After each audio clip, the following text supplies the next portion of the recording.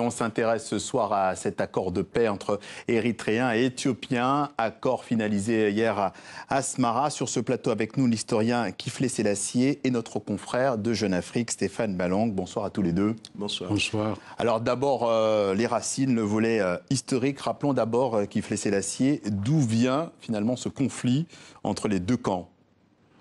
Il remonte, contrairement à ce que l'on peut penser, à assez récemment.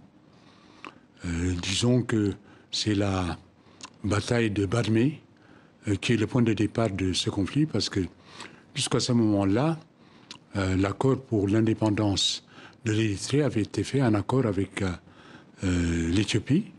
Il y a un référendum en Érythrée seule, ce qui a un peu mécontenté le reste de la population éthiopienne quand même.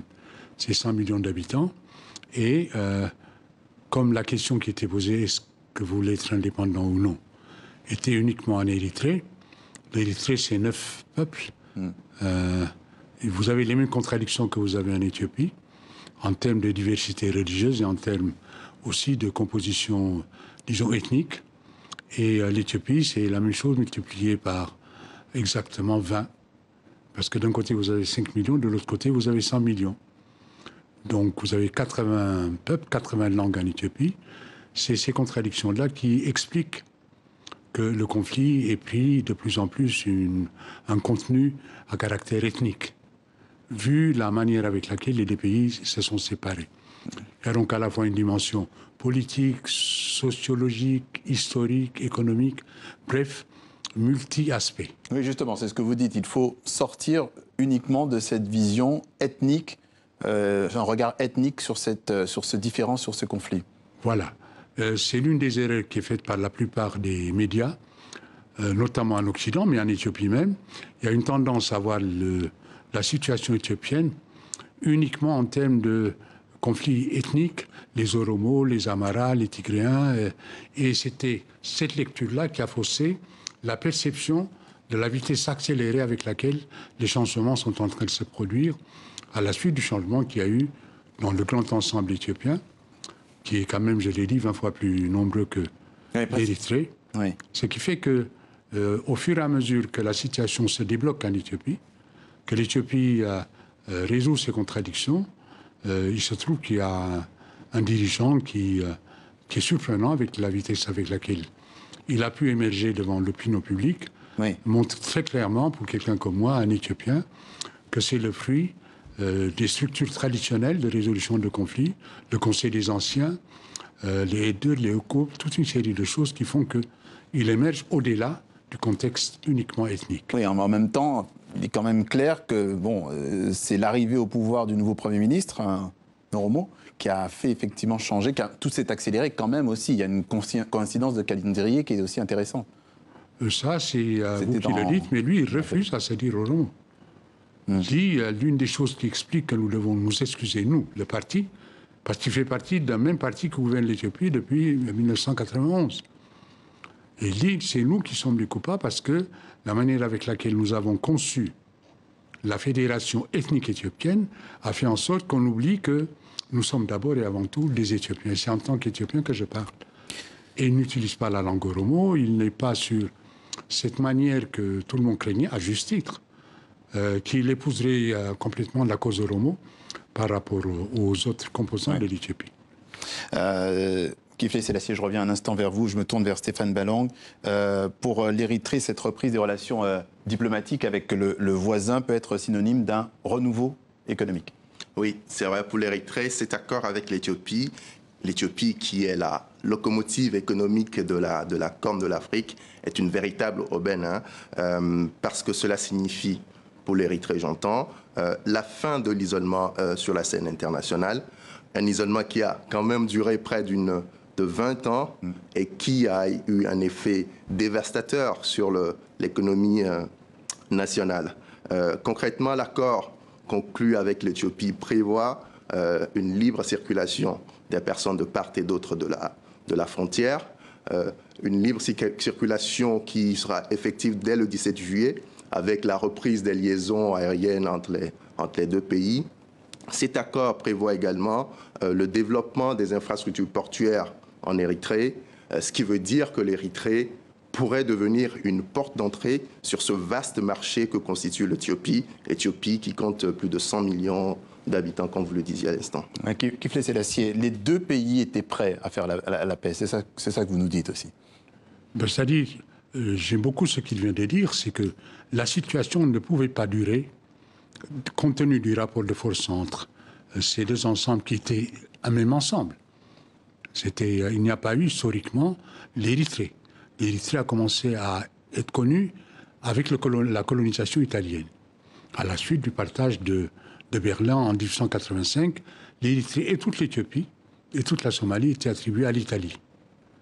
Et à côté, l'Angleterre était au Soudan et au Kenya et en Somaliland, ce qui fait que l'arrivée de la France à Djibouti était la bienvenue pour l'Éthiopie parce qu'elle pouvait jouer de la rivalité entre les différentes puissances coloniales, d'autant plus que, en contrepartie de l'arrimage de la France à Djibouti, l'Éthiopie avait obtenu la construction du chemin de fer Djibouti-Addis Abeba, d'une part, et d'autre part, elle a pu avoir les armes qui lui ont permis de remporter en 1896 la première victoire contre un pays industrialisé par un pays du Sud. Vous parliez du port de Djibouti, je rebondis là-dessus. Aujourd'hui, l'Éthiopie dépend uniquement du port de Djibouti pour ses approvisionnements, Stéphane. Tout à fait. Même si on compte facilement 7 ports dans cette partie de la Corne de l'Afrique, l'Éthiopie dépend exclusivement du hub portuaire de Djibouti. Mais désormais, grâce à cet accord, ça a changé. Tous les biens destinés au marché éthiopien devraient être partagés entre les ports érythréens et les ports djiboutiens. Pour vous donner une idée de ce que cela peut représenter en termes de gains économiques et donc de revenus supplémentaires pour l'Érythrée, on estime que les importations éthiopiennes qui passent essentiellement par la mer ont explosé ces dernières années et ont atteint la somme de 17 milliards de dollars en 2017. Donc c'est une somme colossale. Et précisément concernant l'Érythrée, quel est l'état économique de ce pays de plus de 6 millions d'habitants ? C'est peu dire que l'économie érythréenne est en difficulté. L'Érythrée figure depuis plusieurs années en queue des classements mondiaux en matière de performance économique, en matière de création de richesses ou de développement. Les autorités érythréennes sont réputées très répressives, très paranoïaques. Et cela a évidemment un effet dissuasif sur les investisseurs étrangers. Aujourd'hui, seuls quelques groupes venus de la Chine, de l'Australie ou encore du Canada exploitent un peu d'or, du cuivre ou du zinc dans ce pays. Ces dernières années, les autorités ont mis l'accent sur l'agriculture et la pêche, mais globalement, c'est une économie qui est très dépendante de l'exportation de matières premières et très dépendante des importations de des produits alimentaires et des produits pétroliers. Oui. Donc vulnérable finalement au choc externe. Ce qui fait dire d'ailleurs à un nombre d'observateurs, vous venez de le dire, cette situation ne pouvait plus durer. Le président Afwerki était un peu obligé d'accepter, contraint d'accepter cet accord de paix avec l'Éthiopie.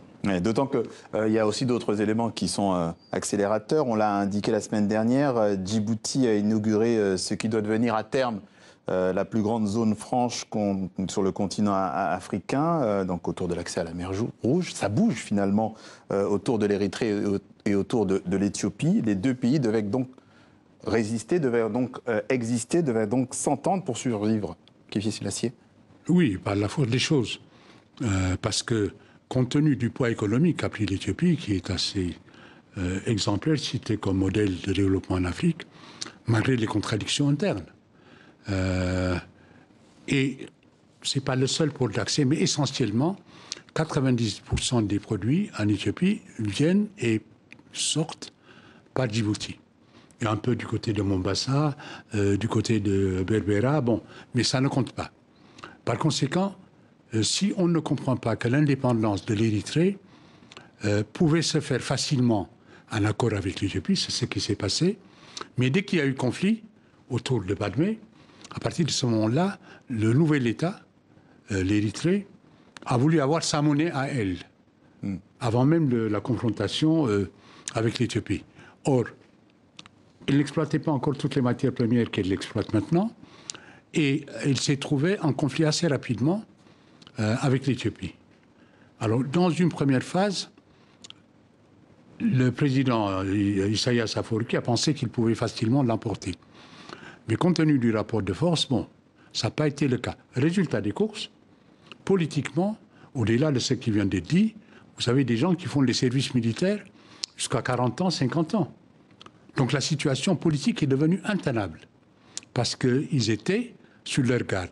Parce qu'après la confrontation de Badmé, c'est-à-dire 1998, 2000, on dit 70 000 morts dernièrement, 70 000 morts, mais en réalité, dans les 200 000 morts, du côté essentiellement éthiopien, parce que c'est une guerre des tranchées sur le modèle de la Première Guerre mondiale. Donc ça a laissé des deux côtés des susceptibilités, des méfiances. Donc il était en permanence sur ses gardes. Oui. Ce qui explique que beaucoup de jeunes préfèrent partir, parce que faire le service militaire jusqu'à cet âge-là, au début, il y avait l'espoir de cet État nouveau, etc. La déception est devenue de plus en plus considérable.